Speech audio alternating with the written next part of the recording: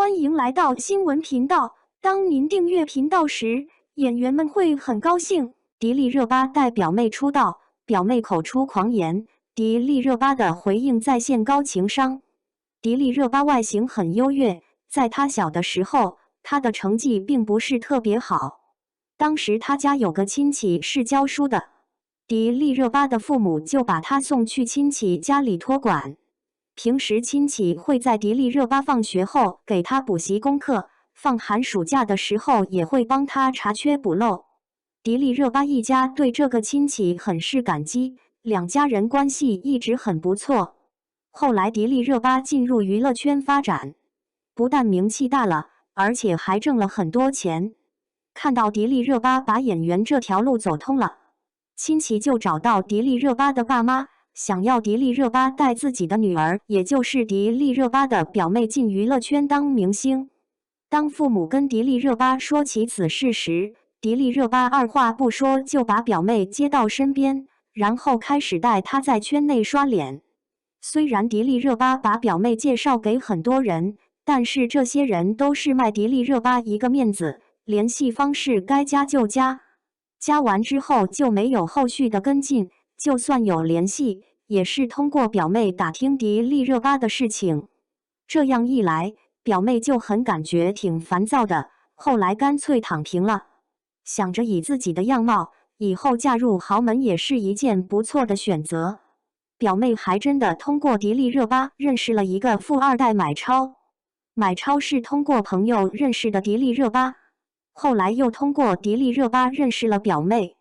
买超在离婚后有认真追求过表妹一阵子，不过表妹觉得买超家里的事情还没搞清楚，婚都还没离完整，怕麻烦，也就拒绝了深入交流。表妹之所以拒绝买超，其实还有其他的考虑的，因为迪丽热巴明确告诉她会给她出镜的机会，拍戏的时候还会带她亲自教她演戏。录综艺的合同上明确要求节目组给表妹出镜的机会，节目组也答应了这件事。有了迪丽热巴的安排，表妹进入娱乐圈当艺人的可能性还是很大的，所以在成为艺人之前，还是尽量不要留下黑料。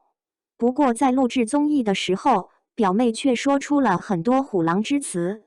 她说到迪丽热巴就是运气好，两人的水平其实差不了多少的。迪丽热巴的优势是比自己的年纪大一点，假如自己的年纪再大一点，现在指不定就是自己带迪丽热巴参加综艺，为她出道铺路了。节目组看到表妹一脸不服，侃侃而谈，每个人都大吃一惊。要知道带这个亲戚出道，迪丽热巴可是欠了不少人情，而这个表妹非但不领情，而且还觉得理所当然，实在是让人感觉有点匪夷所思。不过迪丽热巴对于表妹说的这些话并没感到介意，反而跟表妹积极互动打配合，